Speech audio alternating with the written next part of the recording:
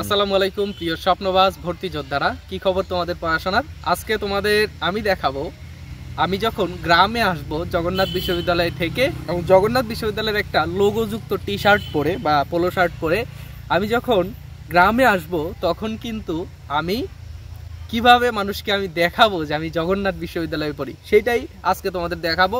এবং যারা নব্য অর্থাৎ ফার্স্ট ইয়ারে যারা ভর্তি হয় তারা কিন্তু এইভাবে লোগোযুক্ত টি শার্ট, পিছনে জগন্নাথ ইউনিভার্সিটি লেখা আছে দেখো, তো এইসব নিয়ে তারা গ্রামে আসার পরে তারা দেখায় আমি জগন্নাথ বিশ্ববিদ্যালয়ে পড়াশোনা করি, আমি ঢাকা বিশ্ববিদ্যালয়ে পড়াশোনা করি।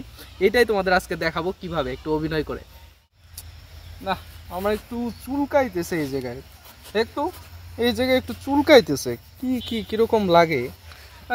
পিছনে এখানে আমার চুলকাইতেছে। বাবা খুব চুলকানি না? চুলকানির ওষুধ খাইতে পারো না? চুলকানির ওষুধ নাকি নিজে জগন্নাথ বিশ্ববিদ্যালয়ে পড়ো তার জন্য মানে দেখাচ্ছ না?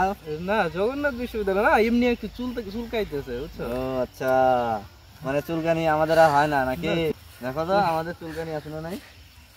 বাহ, হাজী মোহাম্মদ দানেশে পরশ দেখা তোর চুলকানি উঠলো। তোর হাজী মোহাম্মদ দানেশে তোমাদেরই আছে না?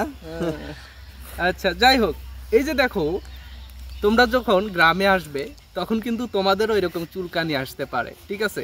তো এই চুলকানিটা উঠানোর জন্যই তোমরা এই পরিশ্রমটা করছো। তোমরা যারা জগন্নাথ বিশ্ববিদ্যালয় সহ অন্যান্য বিশ্ববিদ্যালয়ে পড়াশোনা করতে চাও তারা পরিশ্রম করো এবং একটা পাবলিক বিশ্ববিদ্যালয়ে চান্স পাও, তোমাদেরও এই চুলকানিটা আসবে। গ্রামে এসে তোমরা একটু ভাবসাব নিতে পারবে, ঠিক আছে? সেই জন্য এখন থেকেই কঠোর পরিশ্রম করো, পড়াশোনা করো।